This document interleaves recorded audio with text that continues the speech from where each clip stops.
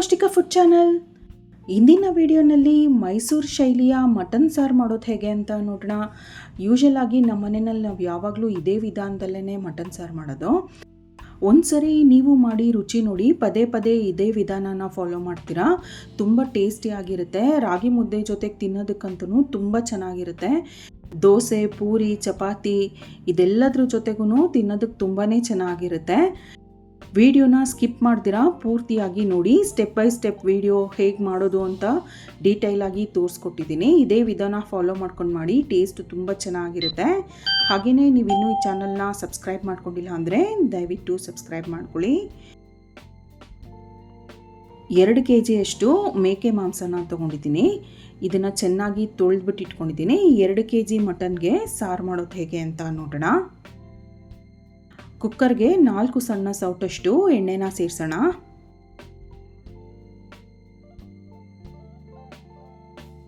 ಎಣ್ಣೆ ಬಿಸಿಯಾದ ನಂತರ ದೊಡ್ಡ ಸೈಜ್ನ 1 ಈರುಳ್ಳಿನ ಉದ್ದವಾಗಿ ಹೆಚ್ಚಿಬಿಟ್ಟು ಸೇರಿಸ್ತಾ ಇದ್ದೀನಿ. ಈರುಳ್ಳಿನ ಚೆನ್ನಾಗಿ ಬಾಡಿಸ್ಬೇಕು.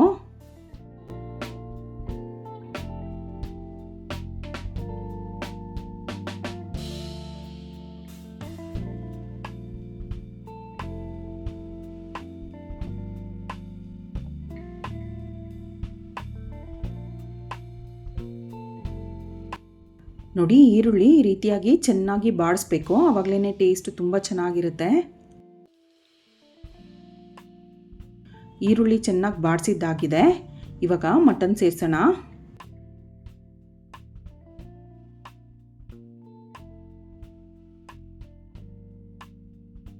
ಮಟನ್ ಸೇರಿಸಿದ ನಂತರ ಇದನ್ನು ಕೂಡ ಎಣ್ಣೆಯಲ್ಲಿ ಚೆನ್ನಾಗಿ ಬಾಡಿಸ್ಬೇಕು. ಮಟನ್ ಎಲ್ಲ ನೀರು ಬಿಡೋದಕ್ಕೆ ಶುರು ಆಗುತ್ತೆ. ನೀರು ಬಿಟ್ಟು ನೀರೆಲ್ಲ ಹಿಂಗಬೇಕು, ಅಲ್ಲಿವರೆಗೂ ಚೆನ್ನಾಗಿ ಬಾಡಿಸ್ಬೇಕು. ಇದು ಸುಮಾರು ಒಂದು 5 ನಿಮಿಷ ಹಿಡಿಸುತ್ತೆ.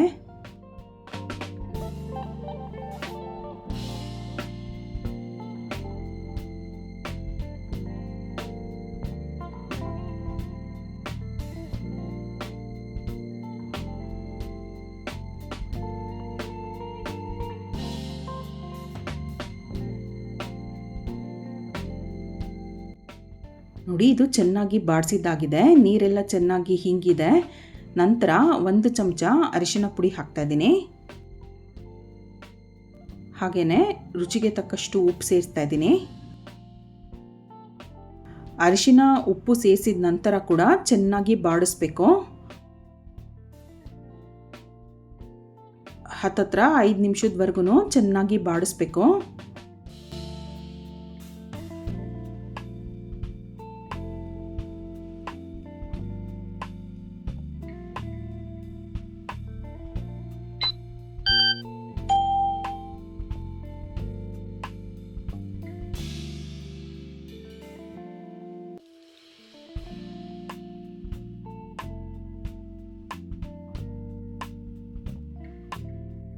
ನೋಡಿ, ಇದು ಚೆನ್ನಾಗಿ ಬಾಡಿಸಿದ್ದಾಗಿದೆ. ಮಟನ್ ಬೇಯೋದಕ್ಕೆ 2 ಗ್ಲಾಸಷ್ಟು ನೀರನ್ನು ಸೇರಿಸ್ತಾ ಇದ್ದೀನಿ.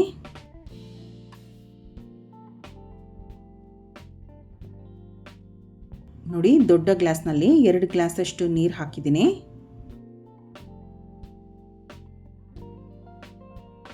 ಕುಕ್ಕರ್ ಲಿಡ್ ಕ್ಲೋಸ್ ಮಾಡಿಬಿಟ್ಟು ಸುಮಾರು 3 ರಿಂದ 4 ವಿಷಲ್ ಆಗೋಷ್ಟು ಬೇಯಿಸ್ಕೊಳ್ಳೋಣ.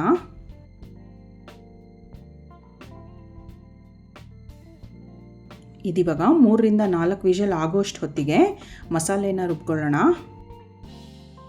ಮೀಡಿಯಮ್ ಸೈಜ್ನ 5 ಈರುಳ್ಳಿನ ತೊಗೊಂಡಿದ್ದೀನಿ. ಇದನ್ನು ಉದ್ದುದ್ದಕ್ಕೆ ಕಟ್ ಮಾಡ್ಕೊಳ್ಳೋಣ. ನೋಡಿ, ಈರುಳ್ಳಿ ಹೆಚ್ಚಿಬಿಟ್ಟು ಇಟ್ಟಿದ್ದೀನಿ. ಇದನ್ನು ಮಿಕ್ಸಿ ಜಾರ್ಗೆ ಹಾಕ್ಕೋಬೇಕು. 2 kg ಮಟನ್ ಇರೋದ್ರಿಂದ ಇಷ್ಟು ಈರುಳ್ಳಿ ಬೇಕಾಗುತ್ತೆ. ಈರುಳ್ಳಿ ಸೇರಿಸಿದ ನಂತರ ನೋಡಿ, ಈ ಸೈಜ್ನ 5 ಪೀಸ್ ಚಕ್ಕೆ ತೊಗೊಂಡಿದ್ದೀನಿ. ಲವಂಗ 15 ರಿಂದ 20 ಲವಂಗ, 1 ಟೀ ಸ್ಪೂನ್ ಕಾಳು ಮೆಣಸು ತೊಗೊಂಡಿದ್ದೀನಿ. ಇದನ್ನು ಮಿಕ್ಸಿ ಜಾರ್ಗೆ ಹಾಕೋಣ. 2 ಇಂಚಷ್ಟು ಶುಂಠಿ ಸೇರಿಸ್ತಾ ಇದ್ದೀನಿ.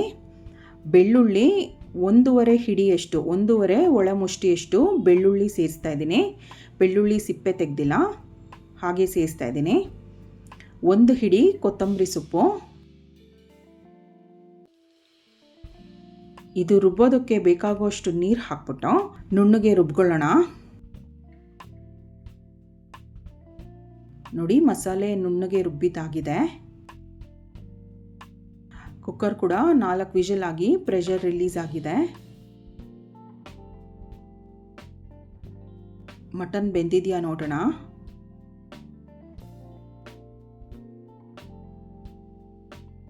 ನೋಡಿ ಮಟನ್ ಬೆಂದಿದೆ. ಒಂದು 80% ಅಷ್ಟು ಬೆಂದರೆ ಸಾಕು. ಮತ್ತೆ ಮಸಾಲೆ ಎಲ್ಲ ಸೇರಿಸ್ಬಿಟ್ಟು ಬೇಯಿಸ್ತೀವಲ್ಲ ಆವಾಗ ಪೂರ್ತಿಯಾಗಿ ಬೇಯುತ್ತೆ. ನೋಡಿ ರುಬ್ಬಿದಂಥ ಮಸಾಲೆನ ಸೇರಿಸ್ತಾ ಇದ್ದೀನಿ. ಹಾಗೆಯೇ ಅರ್ಧ ಕಪ್ಪಷ್ಟು ನೀರು ಕೂಡ ಹಾಕ್ತಾ ಇದ್ದೀನಿ. ಇದನ್ನು ಮಿಕ್ಸ್ ಮಾಡೋಣ.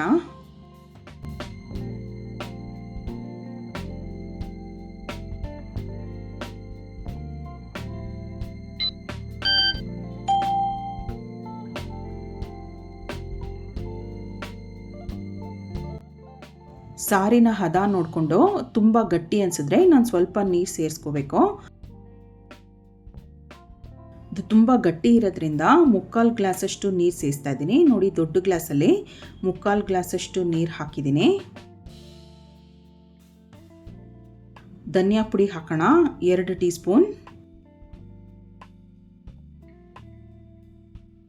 3 ಟೀ ಸ್ಪೂನ್ ಅಷ್ಟು ಅಚ್ಕಾರದ ಪುಡಿ ಸೇರಿಸ್ತಾ ಇದ್ದೀನಿ. ನಿಮಗೆ ಖಾರಕ್ಕೆ ಅನುಗುಣವಾಗಿ ನೀವು ಖಾರದ ಪುಡಿನ ಹೆಚ್ಚು ಕಡಿಮೆ ಮಾಡ್ಕೋಬೋದು.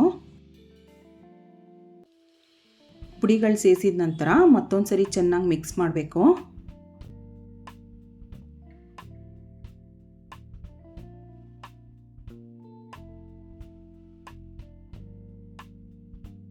ಹಾಗೆಯೇ ನಾನು ಇನ್ನೊಂದು ಸ್ವಲ್ಪ ಉಪ್ಪು ಸೇರಿಸ್ತಾ ಇದ್ದೀನಿ. ಆವಾಗಲೇ ಮಟನ್ ಬೇಯಿಸೋವಾಗ ಕೂಡ ಉಪ್ಪು ಸೇರಿಸಿತ್ತು. ಲೋ ಫ್ಲೇಮ್ನಲ್ಲಿ 10 ನಿಮಿಷಗಳ ಕಾಲ ಕುದಿಯೋದಕ್ಕೆ ಬಿಡಬೇಕು. ಮಸಾಲೆ ಹಸಿ ವಾಸನೆ ಎಲ್ಲ ಹೋಗಬೇಕು. ಮಟನ್ ಪೀಸಸ್ಗೆ ಮಸಾಲೆ ಎಲ್ಲ ಹಿಡಿಬೇಕಲ್ಲ. ಅಷ್ಟೊತ್ತಿಗೆ ಇನ್ನೂ ಕೆಲವೊಂದು ಪದಾರ್ಥಗಳನ್ನ ರುಬ್ಕೊಳ್ಳೋಣ. ಅದೇ ಮಿಕ್ಸಿ ಜಾರ್ಗೆ 1 ಕಪ್ಪಷ್ಟು ತೆಂಗಿನ ಚೂರನ್ನ ಸೇರಿಸ್ತಾ ಇದ್ದೀನಿ. 1.5 ಟೀ ಸ್ಪೂನ್ ಗಸಗಸೆ ಹಾಕೋಣ. 4 ಹಸಿರು ಏಲಕ್ಕಿ ಸೇರಿಸ್ತಾ ಇದ್ದೀನಿ. ಮೀಡಿಯಂ ಸೈಜ್ನ 1 ಟೊಮೆಟೊ ಸೇರಿಸೋಣ.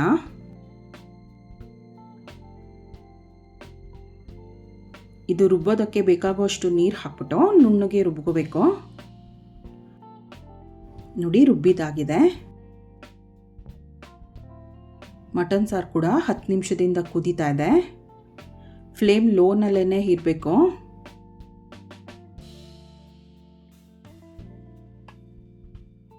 ಇದಕ್ಕಿವಾಗ ನಾವು ಮತ್ತೊಂದು ಮಸಾಲೆ ರುಬ್ಬಿದ್ವಲ್ಲ ಅದನ್ನು ಸೇರಿಸೋಣ. ತುಂಬ ಗಟ್ಟಿ ಅನಿಸಿದ್ರೆ ಮಾತ್ರ ಇನ್ನೊಂದು ಅರ್ಧ ಕಪ್ಪಷ್ಟು ನೀರು ಹಾಕ್ಕೋಬೋದು. ಇಲ್ಲಾಂದರೆ ನೀರು ಸೇರಿಸೋ ಅವಶ್ಯಕತೆ ಇಲ್ಲ. ಇದೇ ಹದ ಸರಿಯಾಗಿರುತ್ತೆ. ನೋಡಿ ಇದು ಚೆನ್ನಾಗಿ ಮಿಕ್ಸ್ ಮಾಡಿದ್ದಾಗಿದೆ.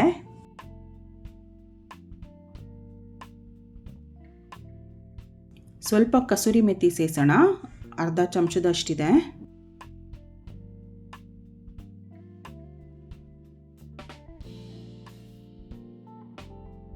ಇದಿವಾಗ ಮತ್ತೆ ಲೋ ಫ್ಲೇಮ್ನಲ್ಲಿ 5ರಿಂದ 10 ನಿಮಿಷಗಳ ಕಾಲ ಕುದಿಯೋದಕ್ಕೆ ಬಿಡೋಣ.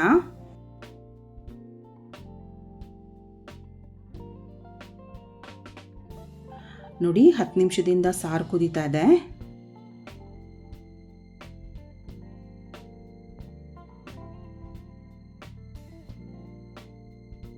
ಸಾರು ಸರಿಯಾದಂಥ ಹದದಲ್ಲಿದೆ. ನೋಡಿ ಈ ಹದದಲ್ಲೇ ಇರಬೇಕು.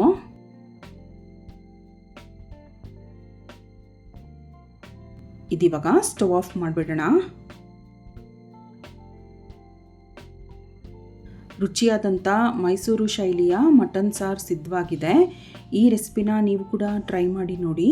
ತಪ್ಪದೇ ಈ ಚಾನಲ್ನ ಸಬ್ಸ್ಕ್ರೈಬ್ ಮಾಡ್ಕೊಳ್ಳಿ. ಈ ವಿಡಿಯೋನ ಲೈಕ್ ಮಾಡಿ, ಶೇರ್ ಮಾಡಿ. Thank you.